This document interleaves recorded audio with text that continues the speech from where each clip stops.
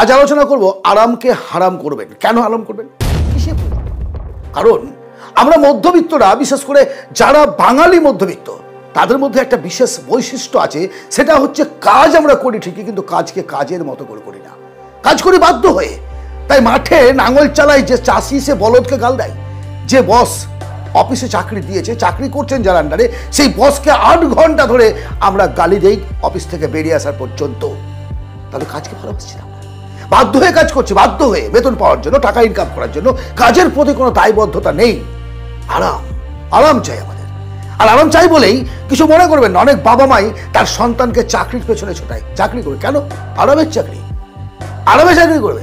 রিটায়ারমেন্টের পরেও আরাম, মানে সমস্ত জীবনটাকে আরামে কিভাবে কাটাবো, সেটাই হচ্ছে সবচেয়ে বড় গুরুত্বপূর্ণ বিষয়। আর সেই কারণে আমরা আমাদের জীবনে একেবারে অন্ধকার দেখতে পাই, অন্ধকার দেখতে পাই। যারা প্রতিষ্ঠিত মানুষ, যারা সফল মানুষ, যারা ইতিহাস রচনা করতে পারে, তারা আরামকে হারাম করে দেয়। আরামকে হারাম করতে হবে জীবনে যদি বড় হতে চান। হ্যাঁ, আপনি 8 ঘন্টা ডিউটি করুন, কিন্তু বাধ্য হয়ে নয়। ডিউটি করার জন্য বা ইনকাম করার জন্য নয়, কাজকে ভালোবেসে কাজ করুন। অফিসের সেই দারোয়ানটাই একটা সময় সিইও হতে পারে, যে কাজটাকে ভালোবাসে, বেতনটাকে নয়।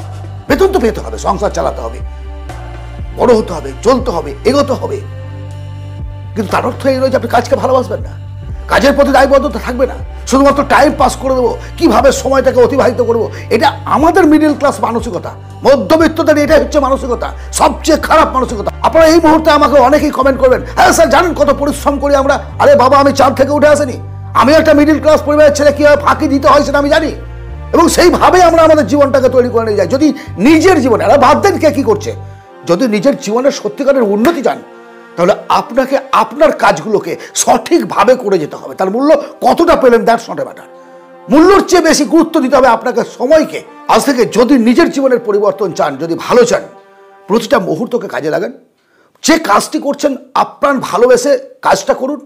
বেতন নিন, পরিশ্রম করে ঘাম ঝাড়ানো পয়সার বেতন নিন, আনন্দের সঙ্গে ভোগ করুন।